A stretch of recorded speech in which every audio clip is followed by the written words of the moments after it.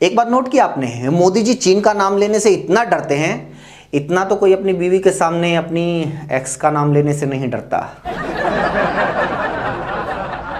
के बाद चलिए शुरू करते हैं आज की न्यूज कॉमेडी। न्यूज ये है कि इतने बायकॉट के बावजूद पठान मूवी जबरदस्त हिट हो गई और उसके बाद इतने सपोर्ट के बावजूद अक्षय कुमार की सेल्फी पिट गई। इस कलेक्शन को देखने के बाद कंगना रनौत ने सोचा कंगना रनौत सोचती है कंगना रनौत ने सोचा कि क्यों ना वो भी 2-4 एंटी मोदी बयान देकर अपनी मूवी का बायकॉट करवा ले, लेकिन इतनी हिम्मत तो कंगना में है नहीं, इसलिए उन्होंने अपनी आने वाली फिल्म का खुद ही बॉयकॉट करने का फैसला लिया है।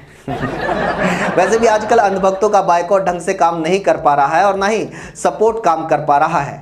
मैं जज नहीं कर रहा, बेशक अडानी से पूछ लो।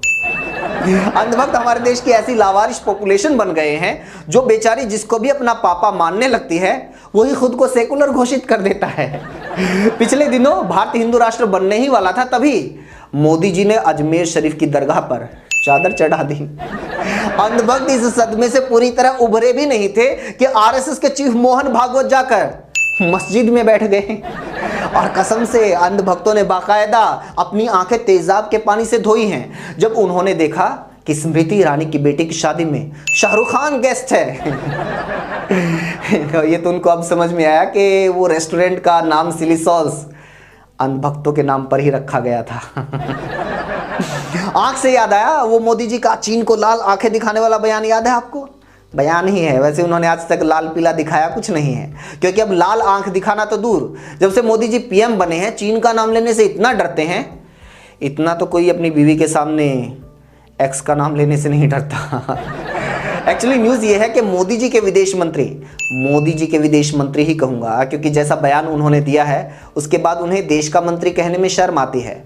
मोदी जी के विदेश मंत्री एस जयशंकर का कहना है कि हमें चीन से पंगा नहीं लेना चाहिए क्योंकि वो बड़ी अर्थव्यवस्था है और भारत छोटी अर्थव्यवस्था है। मंत्री जी ये बात तब कह रहे हैं जब भारत चीन सीमा पर टेंशन है। चीन हमारी जमीन छीनना चाहता है, वो हमारे 20 सैनिकों को शहीद कर चुका है। सोचिए जो जवान चीन सीमा के ऊपर खड़े हुए हैं, मंत्री जी का बयान सुनकर उनके मनोबल के ऊपर क्या असर पड़ेगा। और सपोज कीजिए अगर ऐसा बयान राहुल गांधी या विपक्ष के किसी नेता ने दिया होता तो अब तक अंधभक्त उसके पुतले जला जलाकर ओजोन लेयर में छेद कर चुके होते। मीडिया वाले ऐसा बयान देने वाले को चीन का एजेंट, देशद्रोही घोषित कर चुके होते। और लिटरली बोल रहा हूं, रूबी का लियाकत तो रो भी पड़ी होती है। मुझे गुस्सा आता है। 2024 के इलेक्शन तक इस बयान पर दिन रात टेलीविजन के ऊपर बहस होती, लेकिन एस जयशंकर के बयान को ऐसे छिपाया जा रहा है मानो बयान नहीं, बैंक का ओटीपी आया है। पिछले दिनों एक और बयान आया मेघालय बीजेपी के अध्यक्ष अर्नेस्ट मावरी का। उन्होंने कहा कि मैं बीफ यानी गाय का मांस खाता हूं और इससे मेरी पार्टी यानी बीजेपी को कोई दिक्कत नहीं है। गाय के नाम पर लोगों को घरों में घुसकर सड़क पर रोककर मारने वाले तथाकथित गोरक्षकों ने उनके इस बयान को ऐसे इग्नोर कर दिया जैसे मोदी जी ने आडवाणी को। पता है क्यों?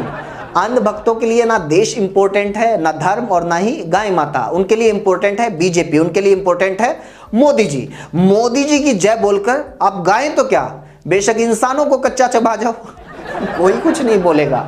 लेकिन मोदी का विरोध करके अगर आप गलती से दामोदर दास को गौतम दास भी बोल दोगे तो तुम्हें जहाज से उतार कर गिरफ्तार कर लिया जाएगा। हमारे देश में आज महिलाओं की असमत लूटने वालों को फूल मालाएं पहनाई जा सकती हैं, किसी धर्म के लोगों को मारने की धमकी देने वालों की आरती उतारी जा सकती है, लोगों को गाड़ी में जिंदा जलाने वालों के समर्थन में जुलूस निकाले जा सकते हैं, गरीबों की झोपड़ी में आग लगाकर महिलाओं को जिंदा जलाने वालों को बिना कार्रवाई के छोड़ा जा सकता है। लेकिन मोदी की आलोचना में अगर गाना भी गा दिया ना तो आपको पुलिस पर्सनली हैप्पी होली बोलने के लिए घर पर आएगी। गलती मोदी या बीजेपी की नहीं है। हमारे देश में करोड़ों की तादाद में ऐसे लोग खड़े हो चुके हैं जो देश के लोकतंत्र, संविधान और कानून व्यवस्था के इस जनाजे पर भी डीजे लगाकर नाच रहे हैं। उनको ये लगता है कि स्कूल बंक करके हाथ में तलवार, लाठी, डंडे लेकर गलियों में लोगों को धमकियां देने वाले, पार्क में लड़के लड़कियों को पीटने वाले लौंडे लपाड़े देश में धर्म का राज स्थापित करेंगे। और हमारे वाले जो पर्सनल चिंटू मिंटू हैं वो ऐसा नहीं करेंगे, वो तो बस दूर से ही रामराज का आनंद लेंगे। वो तो बेचारे 4 से 7 वाली कोचिंग क्लास अटेंड करेंगे। लेकिन मुंह से हे राम उस दिन निकलेगा जब आपका पर्सनल मिंटू भी हाथ में तलवार लेकर उस भीड़ में खड़ा मिलेगा और तब तक आप उसे रोकने का नैतिक अधिकार खो चुके होंगे।